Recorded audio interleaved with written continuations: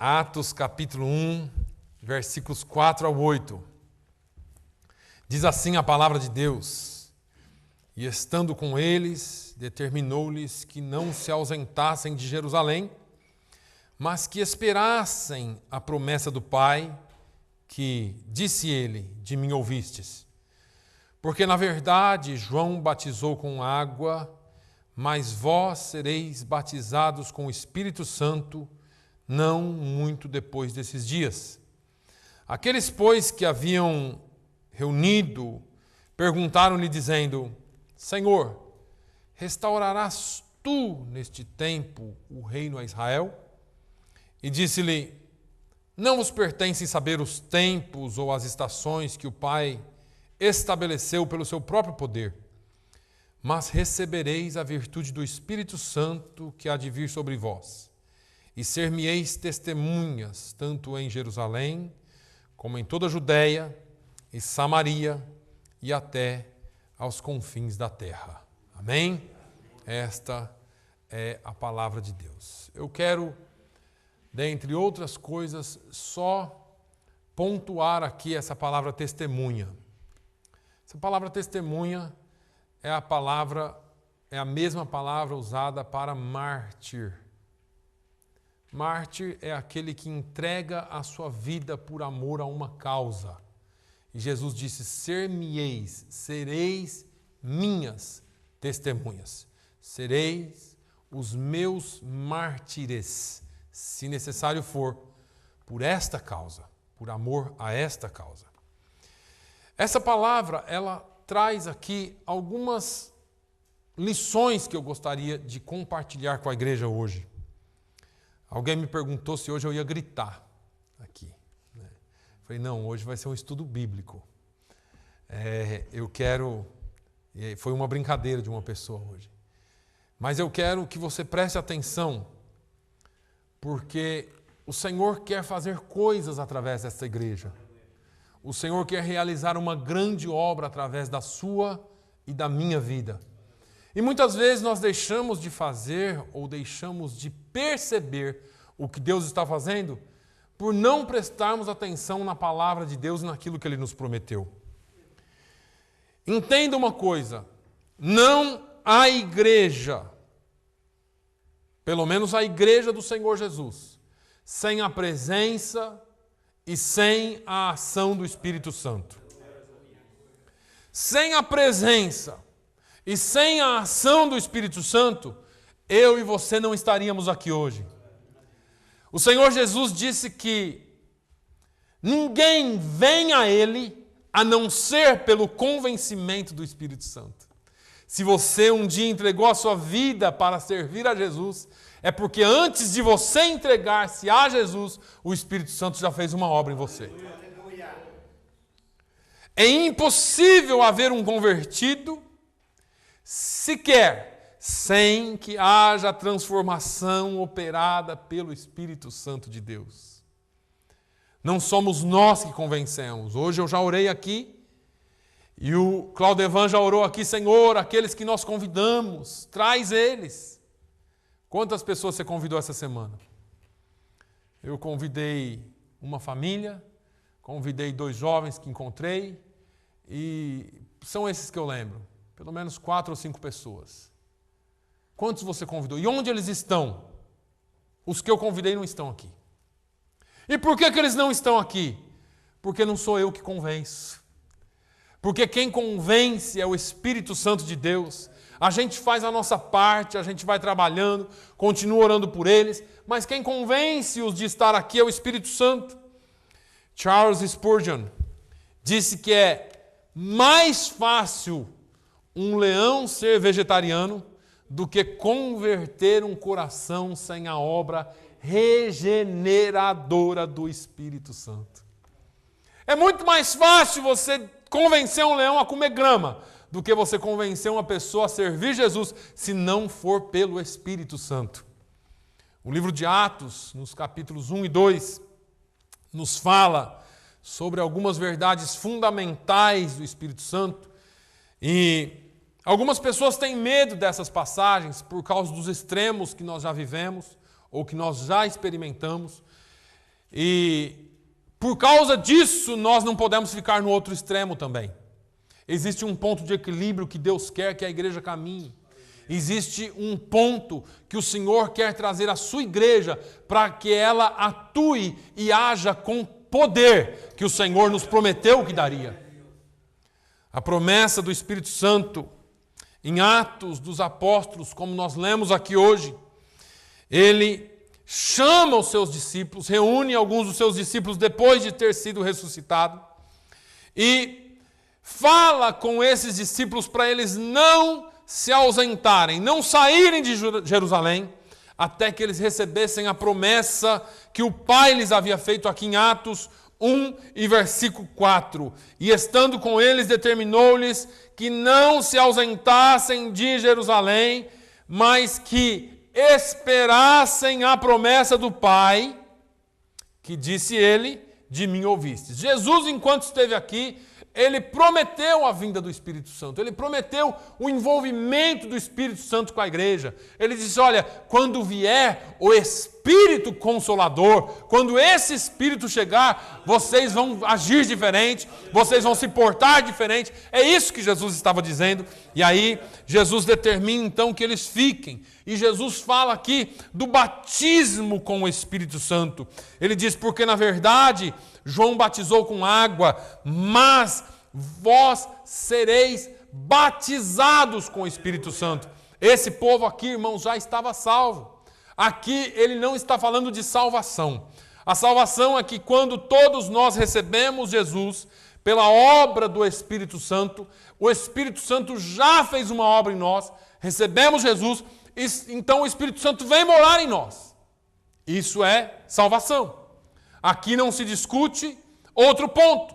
Salvo, acabou. Jesus, o Espírito Santo entrou em você, você está salvo. Agora Jesus fala de um empoderamento.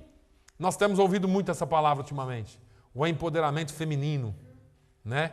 Tem campanhas aí sobre o empoderamento feminino, da igualdade, de isso, de aquilo. Mas aqui Jesus prometeu um empoderamento para homem, para mulher, para criança, para velho. Já falado lá em Joel, no capítulo 2, versículo 28, que nos últimos dias nós receberíamos do Pai poder, desceria sobre nós o Espírito Santo. E é disso que Jesus está falando.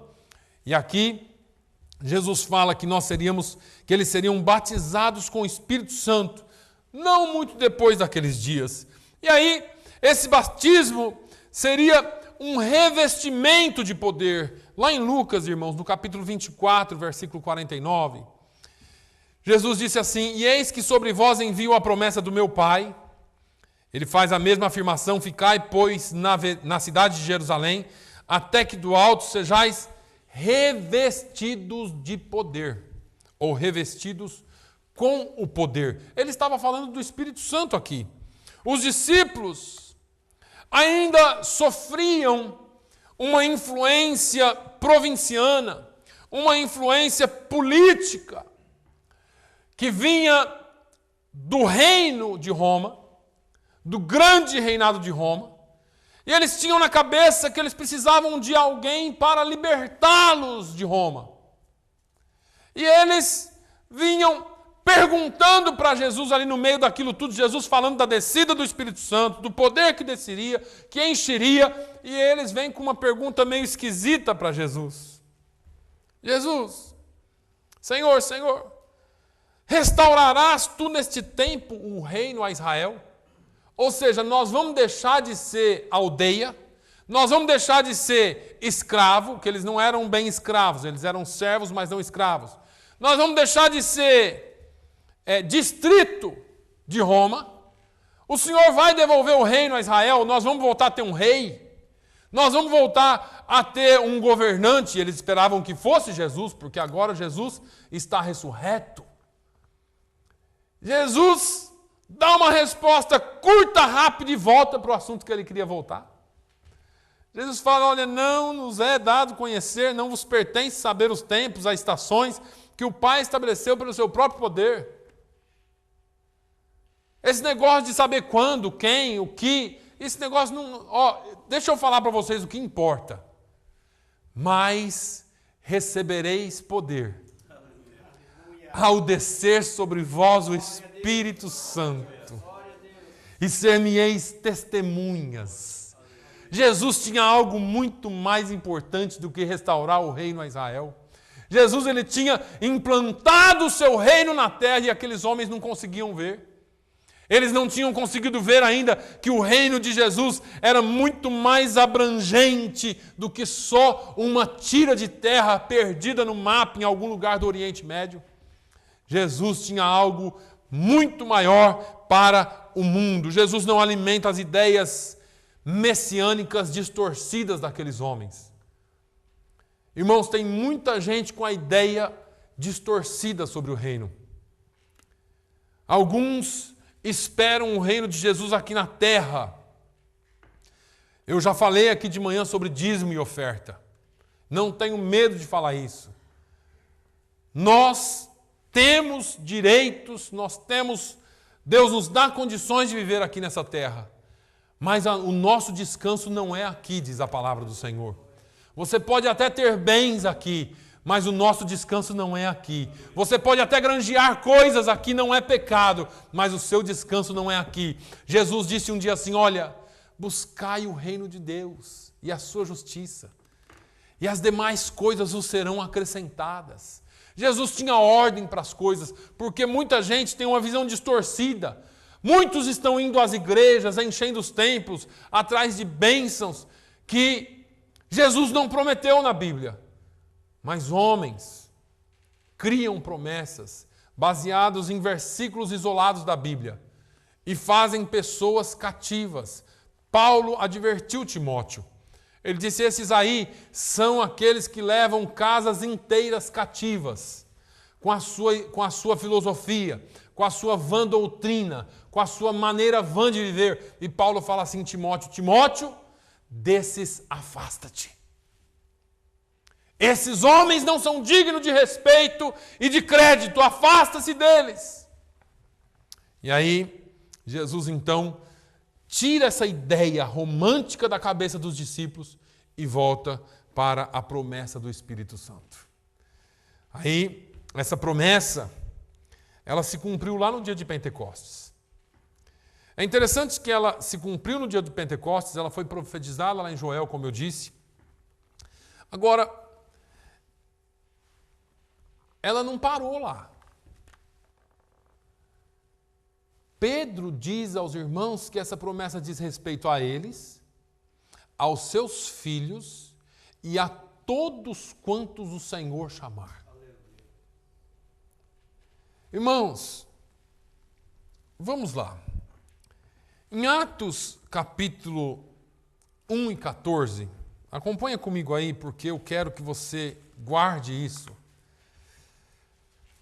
A Bíblia dá uma lista aqui de apóstolos. E no versículo 14 ele diz assim, todos estes perseveravam unanimemente em oração e súplicas com as mulheres e Maria, mãe de Jesus, e com seus irmãos. Olha só, aqui eles estavam buscando o Espírito Santo. Jesus havia prometido. Deixa eu trazer aqui a sua atenção um pouquinho. Não tinha Espírito Santo na terra. Era só uma promessa. Agora, Jesus havia prometido. Os discípulos conheciam Jesus. E porque eles conheciam Jesus, eles sabiam que podiam confiar na promessa dele. Aí Jesus fala, vocês vão receber poder do céu quando vier sobre vós o Espírito Santo. E Jesus sobe. E ele fala, ficar em Jerusalém. Quando Jesus fala para eles ficarem em Jerusalém, eles se reúnem, um grupo, você pode ler aí em Atos 1 depois. Eles se reúnem e voltam lá para o monte chamado das Oliveiras, qual está perto de Jerusalém. E aí eles começam, eles entram no cenáculo, que é é chamado de upper room, é uma sala superior, como se fosse o nosso segundo andar. Eles vão naquela sala e eles começam a orar. Eu quero aqui abrir um parênteses rápido para você, Porque se você pretende, em algum dia, se você teve esse desejo de ser usado por Deus, primeira coisa, sem a ação do Espírito Santo, você não é usado por Deus. Segunda coisa que você precisa aprender, receber o dom do Espírito, o empoderamento do Espírito, a unção do Espírito não vem sentado assistindo televisão ou na internet. Vem na busca, na oração. Eles se reuniram, foram para uma sala, todos estes, perseveraram unanimemente em oração e súplicas, e junto com eles estavam as mulheres, a mãe de Maria, a mãe de Jesus, a Maria, mãe de Jesus, e os irmãos de Jesus. A Bíblia diz que tinha quase uns 120 lá. E eles começaram a orar naquele dia. A Bíblia não dá muito detalhe, mas a gente sabe que se passaram 10 dias. 10 dias se passaram orando. Os discípulos não aguardaram a promessa do Espírito Santo passivamente. Eles foram para a oração. Às vezes Deus faz promessas nas nossas vidas e nós ficamos passivos. Deus prometeu, Ele vai fazer. Ele é Deus.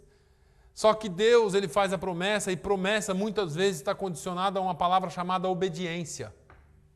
E muitas vezes nós não obedecemos o chamado de Deus. Você fala, mas Deus não me mandou orar. Ele mandou na Bíblia.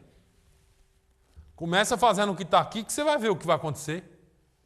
Começa fazendo o que a palavra de Deus já falou a você, porque, irmão, tem gente acreditando muito mais em profeta do que na palavra. E me desculpe, eu sou pentecostal, eu creio em profecia, eu creio que Deus usa homens e mulheres dele para falar individualmente conosco, vez por outra, mas a palavra de Deus não muda. A palavra de Deus permanece para sempre. Tem gente que não faz nem o que está aqui, irmãos. Aí Deus tem que mandar um anjo para ele, para falar com ele, porque ele não está seguindo a Bíblia. Aí o anjo vem e fala, você larga a sua mulher, junta com a outra lá, e ele vai e faz, porque foi profecia. Sangue de Jesus tem poder. Nós precisamos ser direcionados e guiados pela palavra de Deus. É essa palavra que traz cura. É essa palavra que nos faz caminhar vitoriosos. E qualquer profecia que não estiver alinhada com ela, descarte. Ela é a profecia. Os discípulos foram para a oração. Quase 120 discípulos. Entre eles os apóstolos, Maria, os outros filhos. E eles oraram durante 10 dias depois que Jesus subiu. Irmão, ficar 10 dias em oração é para crente, tá? Eu falei aqui esses dias, teve um grupo de jovens lá em Curitiba, Paraná. Eles resolveram alugar uma casa por 24 horas para orar. Eles não queriam fazer na casa de ninguém, porque sempre tem distração e tal. Alugaram uma casa lá no centro de Curitiba por 24 horas.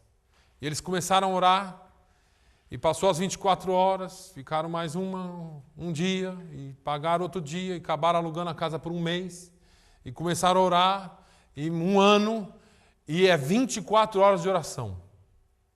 E dali começaram a sair os maiores louvores, não traduções, louvores, de que nós temos acompanhado nesses últimos meses. Um grupo de jovens que se reuniram para orar. Quem ora sabe como que é e sabe o que é que eu estou falando. Oração é um negócio difícil demais. É difícil demais. Acaba o assunto. O que eu vou falar para Deus agora? Você começa a orar e não tem mais assunto para falar com Deus. Sabe por quê? Porque você não é amigo dele. Porque quando duas amigas encontram, tem assunto para mais de metro. Mas com Deus nós não temos assunto. Porque com Deus não vale fofoca, né, Tony? Porque com Deus não vale falar mal do vizinho, da vizinha, da irmã, do irmão. Com Deus é nós e Ele nos conhece. E aí nós começamos a falar com Deus, mas até aquelas coisas íntimas nossas nós não queremos falar com Ele. Como se Ele não soubesse. E nós ficamos aqui, Deus, o Senhor sabe. Tem um amigo que ele vai orar para a comida e ele fala assim, Senhor, Tu sabes de todas as coisas. Oração missionária. É oração rápida, vamos comer logo. E assim alguns crentes em oração. Jesus, Tu conheces. Não é? E aí, nós não oramos. Mas quando você começa a quebrar barreiras na oração, quando você começa a se derramar na presença... E eu vou te falar uma coisa, irmão, é difícil se derramar na presença de Deus. Porque derramar na presença de Deus é quando você não aguenta mais, é quando você está passando pelo vale, está passando pelo problema. Então você vai lá e joga tudo nos pés do altar, na presença de Deus. Mas bom seria se todos os dias nós entrássemos na presença dEle. E quando você começa a entrar um pouquinho, a entrar um pouquinho, a entrar um pouquinho mais, e vai alcançando pontos que você nunca alcançou, você vai ver como é bom estar na presença do Senhor. Esses quase 120 ficaram 10 dias em oração. É interessante que Pedro, Tiago e João não conseguiram ficar 1 hora em oração com Jesus no Getsemane. Vocês não puderam ficar 1 hora comigo em oração? Vigiai e orai, para que não entreis em tentação. Agora Jesus sobe. Eu acho que eles se sentiam tanto... O que vai acontecer com a gente aqui? Eles começam a buscar a Deus. Buscar a promessa. A igreja esqueceu da promessa. Nós estamos buscando muita coisa, mas nós não estamos buscando mais a promessa. A promessa do Espírito Santo. Muitas vezes nós somos crentes que estamos acuados no cantinho ou muito acomodados no nosso canto e não estamos buscando a promessa. Tá bom. E tá bom. Tá muito bom. Mas pode ser melhor. Jesus não nos chamou para ficarmos no nosso canto, nos sentindo bem, nos nossos assentos acolchoados, nada contra isso, no nosso ar-condicionado, no nosso hearing, nas nossas vidas com os nossos bons carros, mas vidas sendo mortas todos os dias e indo para o inferno. Jesus nos chamou porque Ele implantou um reino na terra, colocou você dentro desse reino. Ele disse que Ele nos transportou das trevas para a sua maravilhosa luz e agora você está acomodado na luz. Mas Jesus disse assim, vós sois o sal da terra e a luz do céu. Não é a luz do mundo. Você tem que brilhar lá no mundo, lá fora, onde há trevas, onde há desprezo, onde há dor, onde há morte. É lá que a sua luz tem que brilhar. Oração. Eles foram buscar o Espírito Santo em oração. Ao fim do tempo, dos 10 dias, o Espírito Santo foi derramado sobre eles. Atos capítulo 2. A Bíblia diz que o Espírito Santo foi derramado sobre eles. Cumprindo-se o dia de Pentecostes, estavam todos reunidos no mesmo lugar. Olha, estavam todos lá. Daqui eu não saio. Daqui não, eu quero fazer parte desse negócio. A promessa vai... E eu acho que conforme ia passando os dias, eles iam sentindo que estava chegando mais perto. A promessa está se aproximando, o dia está chegando, vai acontecer. Irmãos, nós precisamos ser crentes que saibam que vai acontecer. Vai acontecer. De repente, veio do céu um som como um vento veemente e impetuoso. Encheu toda a casa em que estavam assentados. E foram vistas por eles línguas repartidas, como que de fogo, as quais pousaram sobre cada um deles. E todos foram cheios do Espírito Santo. Começaram a falar em outras línguas, conforme o Espírito Santo lhes concedia que falassem. O negócio, em primeiro lugar, foi abrangente. Não foi só para um. Não foi só um que se comprometeu. O pastor ora todo dia aqui de manhã. Então eu não preciso orar, não. O pastor está orando, a igreja está bem. O pastor todo dia ora. Todo dia ora. Glória a Deus. todos estavam comprometidos com a busca do Espírito Santo. Era o velho, era o jovem, era o de meia idade, era a criança, todos eles tinham um só propósito. Senhor, envia o Espírito Santo. Jesus envia a promessa. Jesus envia a promessa. Jesus envia a promessa. Eles queriam muito. Esse negócio foi grande porque influenciou a todos eles. Quando buscamos uma causa, além de buscarmos de forma coesa, temos que buscar coisas grandes, irmãos.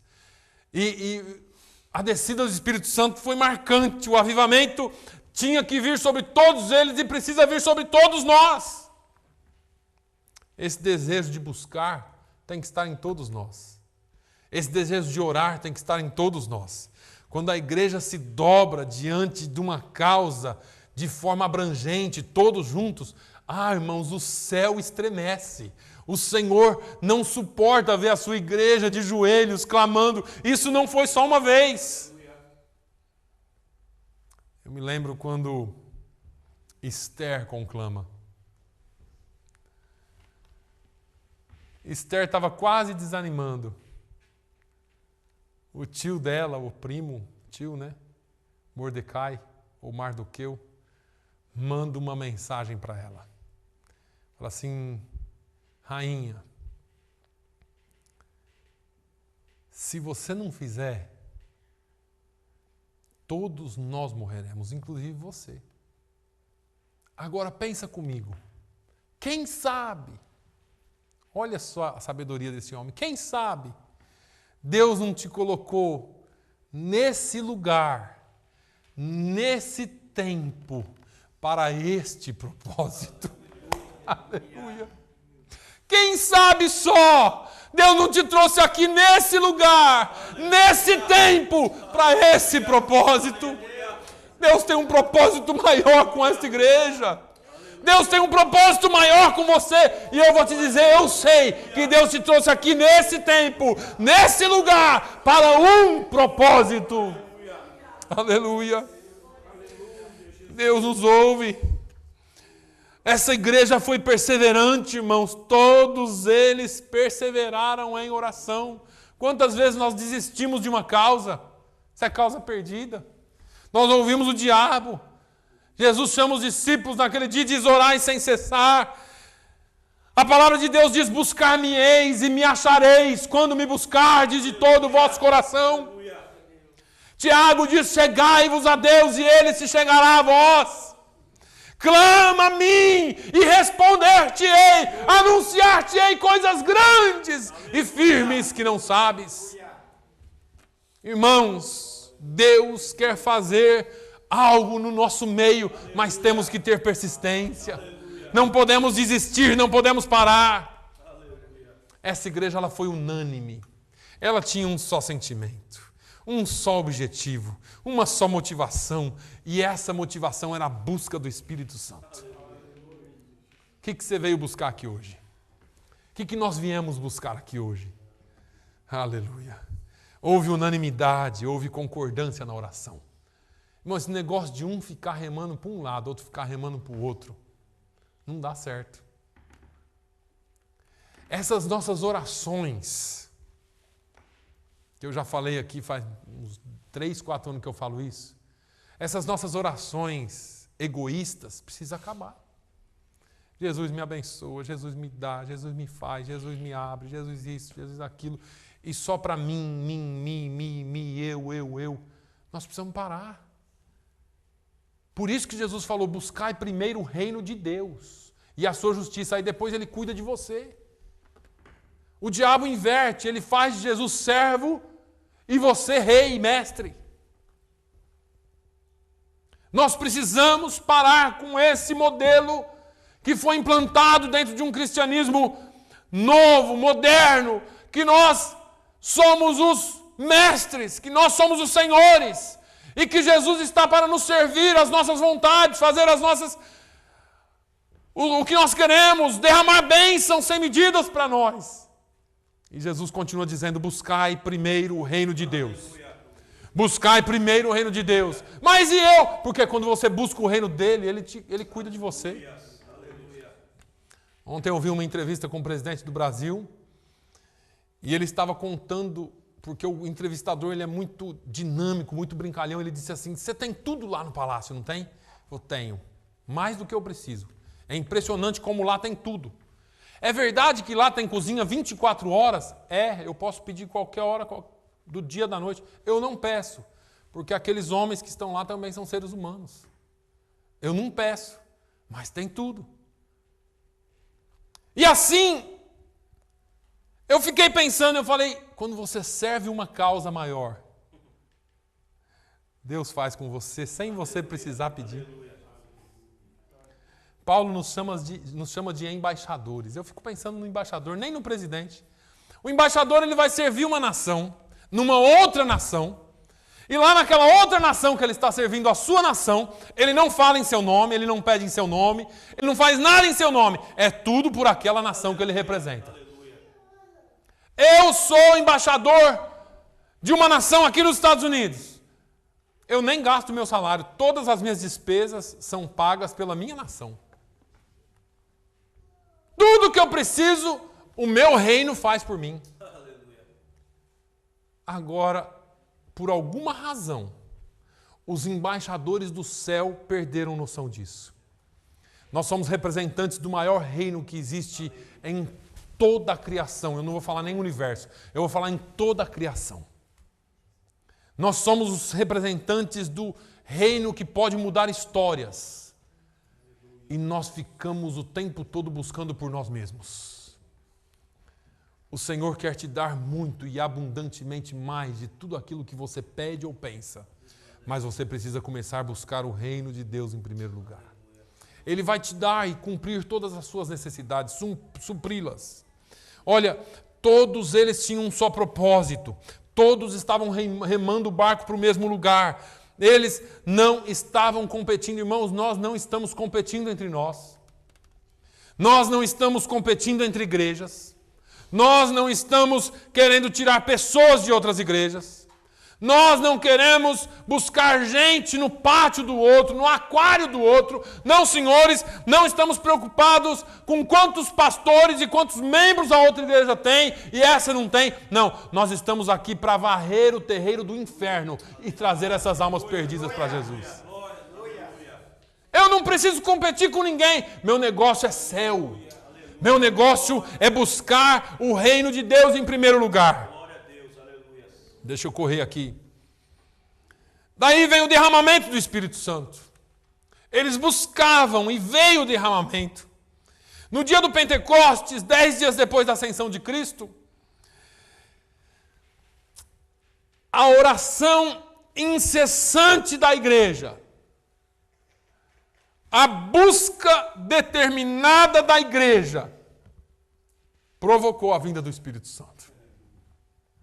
Houve o derramamento do Espírito Santo. E deixa eu te falar uma coisa. Todos foram cheios. Você sabe por que todos foram cheios? Eu já ouvi muita gente falando, irmãos, vamos buscar que todos serão cheios. Nem todos serão cheios. Lá foi, mas nem todos serão. Porque não são todos que estão no mesmo propósito. Se nós estivermos no mesmo propósito, se nós estivermos no mesmo sentimento, todos serão cheios do Espírito Santo. Aqueles que já tinham o Espírito Santo pela salvação, porque eles eram salvos, já estavam salvos, agora são cheios do Espírito Santo e revestidos do poder para sair dando piruleta, né?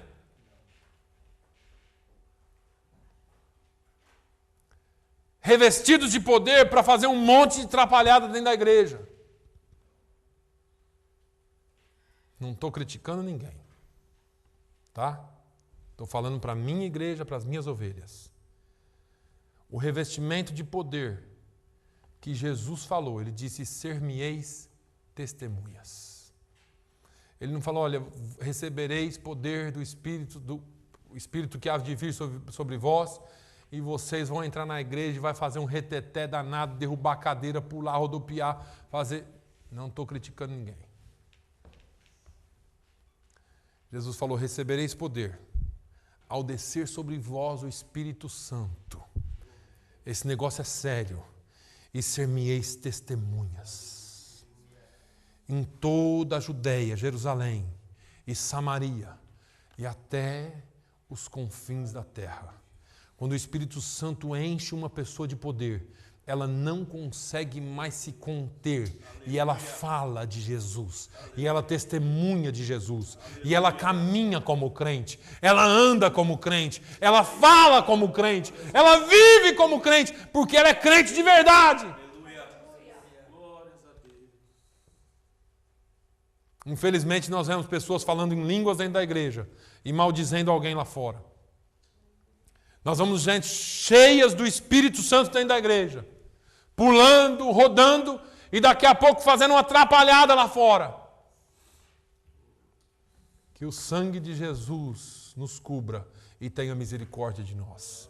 Eu não estou aqui para criticar ninguém. Eu estou aqui como pastor para te dar instrução do que é que Deus espera de nós. O que é que a palavra de Deus ensina. A palavra de Deus, irmãos, eu não sou contra línguas. Qualquer hora nós vamos dar um estudo aqui de novo sobre isso. Eu estou que nem Paulo, talvez eu seja o que mais fale língua entre vós. Mas o que é? Do que é que adianta eu dar uma rajada de língua aqui que você não entende?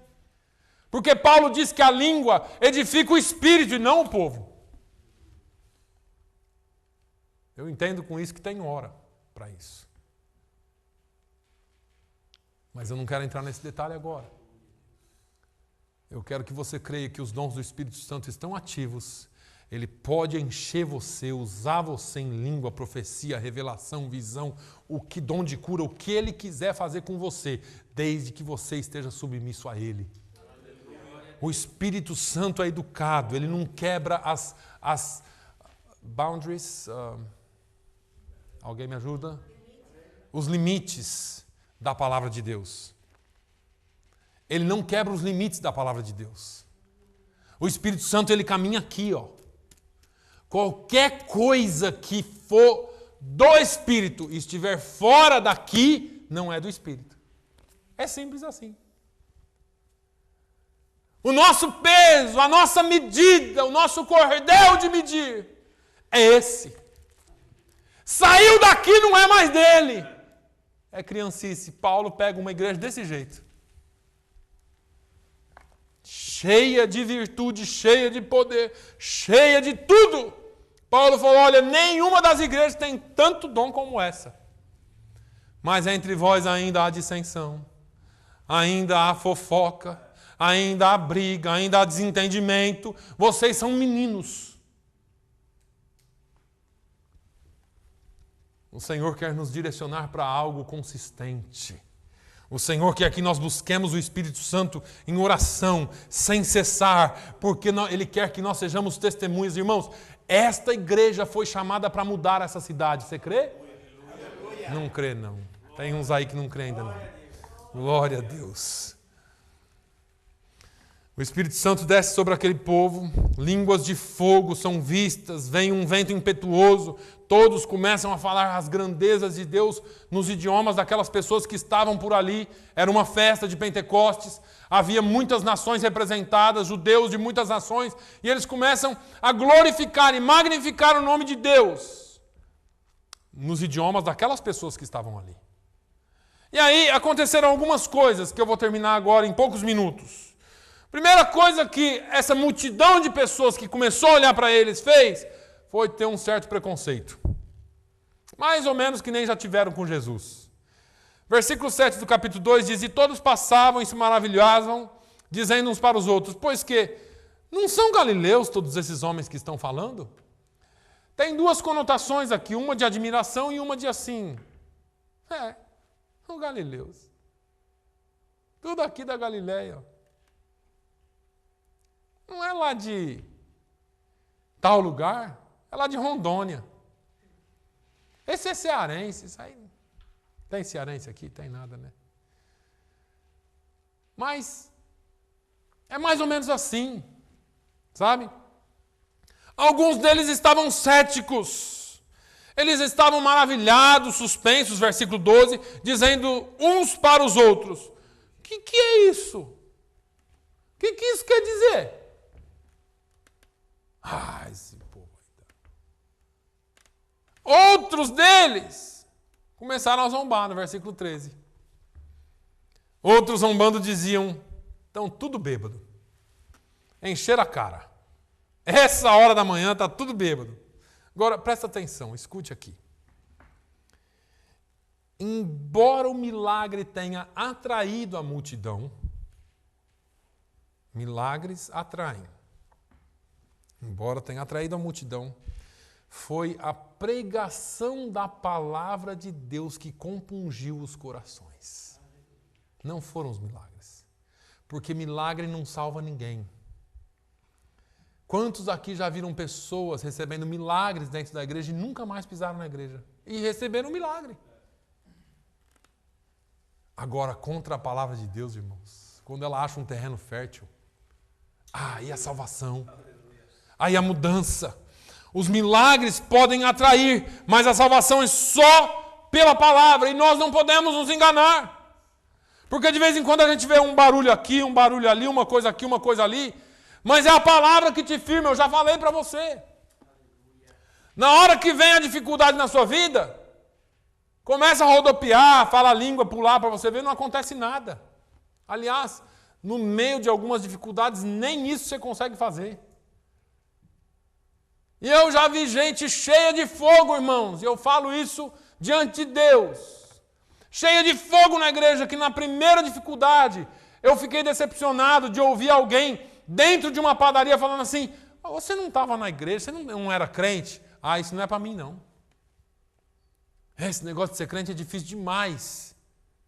Mas lá na igreja era um fogo puro.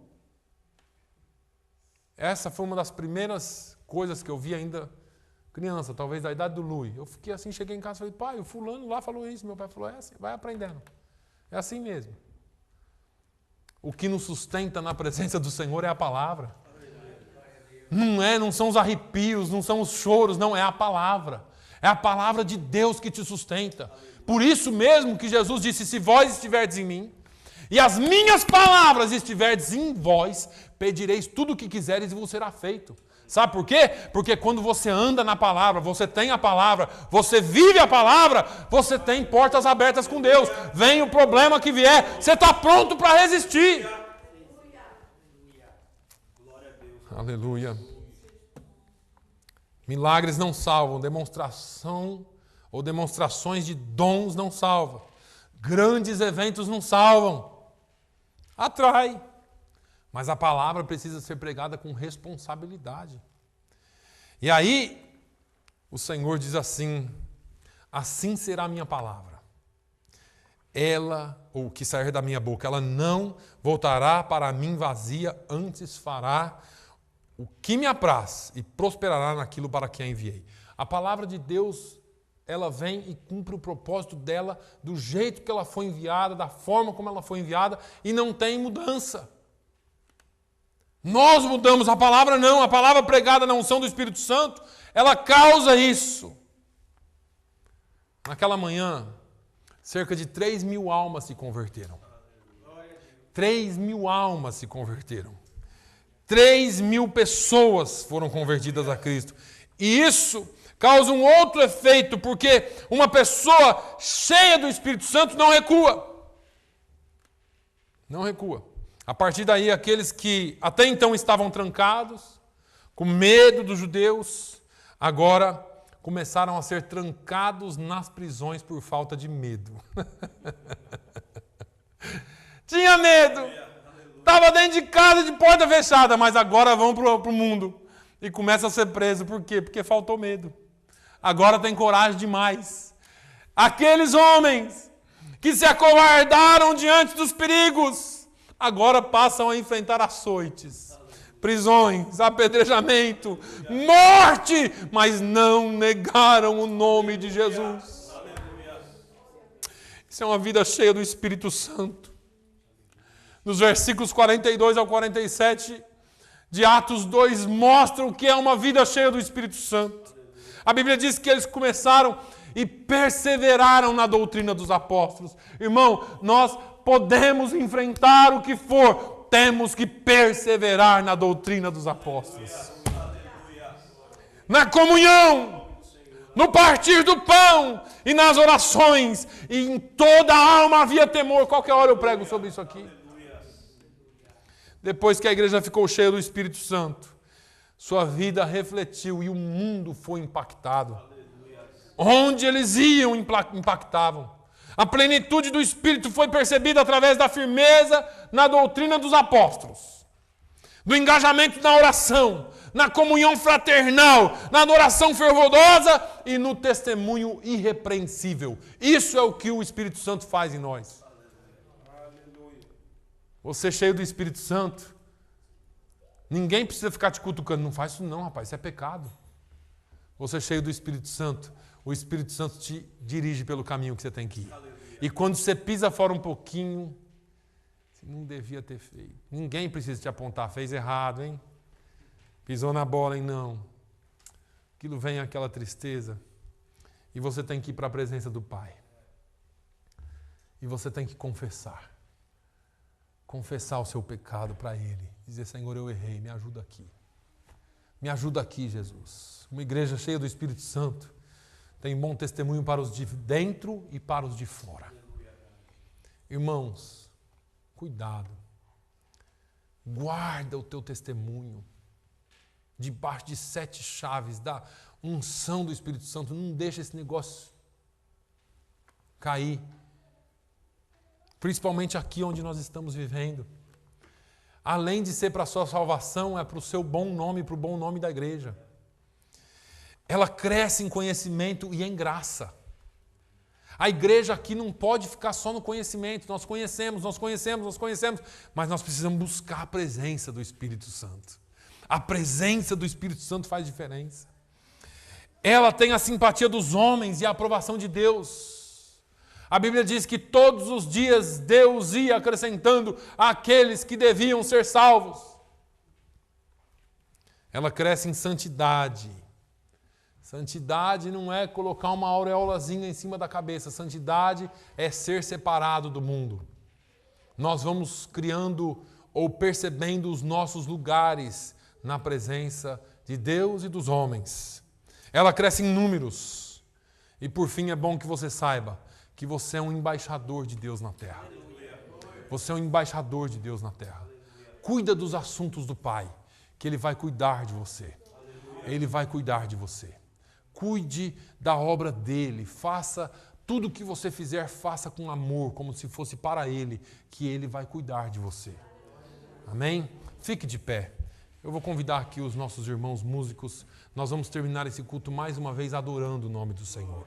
Porque Ele é digno de toda glória, digno de toda honra, e nós queremos adorar o nome dEle.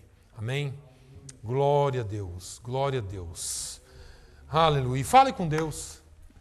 Tome esse momento agora para falar com Deus e dizer para Ele que você quer estar na presença dEle, que você quer andar de acordo com a presença dEle.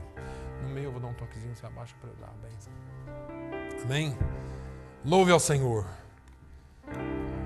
Digno de glória e honra, levantamos nossas mãos para teu nome exaltar. Digno de glória e honra, levantamos nossas mãos para teu nome exaltar, porque grande és tu, maravilhas fazes tu, não há outro igual a ti, não há outro igual a ti, porque grande és tu, maravilhas fazes tu, não há outro igual a ti.